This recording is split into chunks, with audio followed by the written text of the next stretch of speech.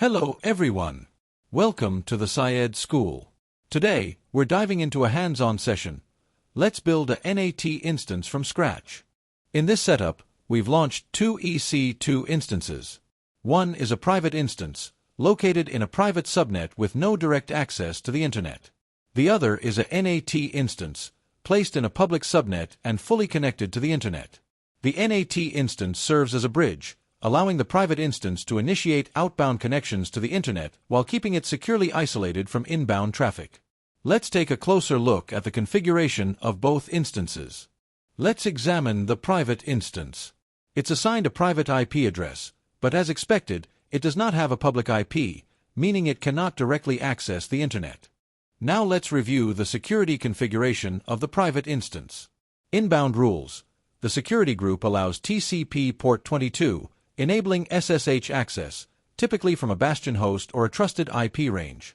Outbound rules. All outbound traffic is permitted, which means the instance can initiate connections to any destination, provided there's a valid route and NAT setup. Now let's examine the NAT instance.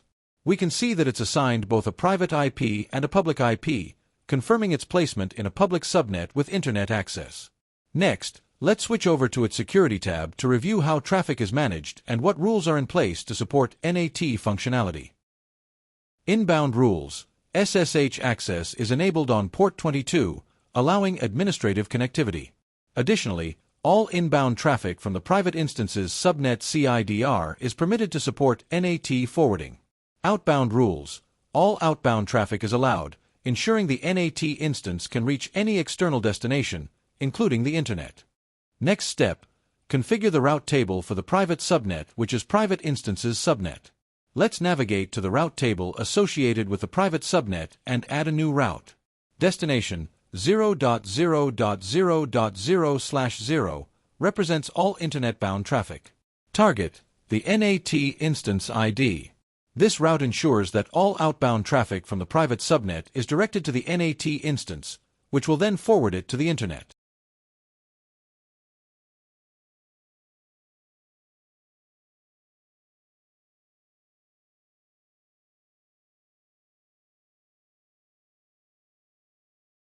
So far, we've made solid progress. The private instance can send traffic to the NAT instance. The NAT instance has internet access. But is the setup complete? Not yet.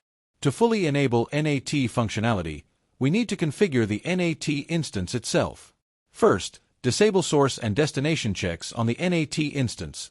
This allows it to route traffic between the private subnet and the internet. Second, run key Linux commands to enable IP forwarding and apply NAT masquerading rules.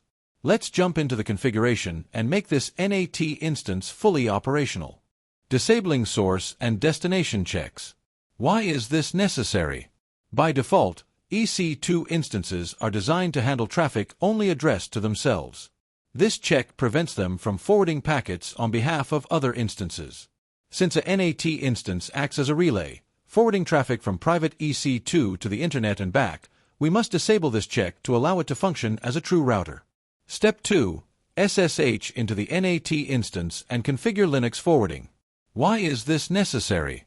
By default, Linux does not forward IP packets between interfaces. It behaves like a regular host, not a router. Since our NAT instance needs to relay traffic from the private subnet to the internet and back, we must enable IP forwarding. This allows the Linux kernel to pass packets between interfaces. Apply NAT masquerading rules using iptables. This rewrites the source IP of outbound packets to the NAT instance's public IP, so return traffic knows where to go. Without these steps, the NAT instance won't function as a gateway, even if routing and security groups are correctly configured.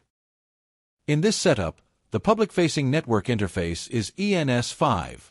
If you're unsure about the interface name on your instance, you can verify it using the command IPA. Once confirmed, apply the NAT masquerading rules. These rules enable the NAT instance to translate and forward traffic from the private subnet to the internet and back. By default, iptables rules are not persistent, meaning they'll be lost after a reboot. To ensure your NAT configuration survives instance restarts, you need to install IP table services. This package enables saving and restoring firewall rules. Save the current rules, so they're written to /etc/sysconfig/iptables. Enable the service, so rules are automatically applied at boot. With the NAT instance fully configured, it's now ready to forward traffic to the internet. Let's move to the next step, SSH into the private instance and run a simple connectivity test, like pinging Google, to confirm that outbound traffic is successfully being routed through the NAT instance.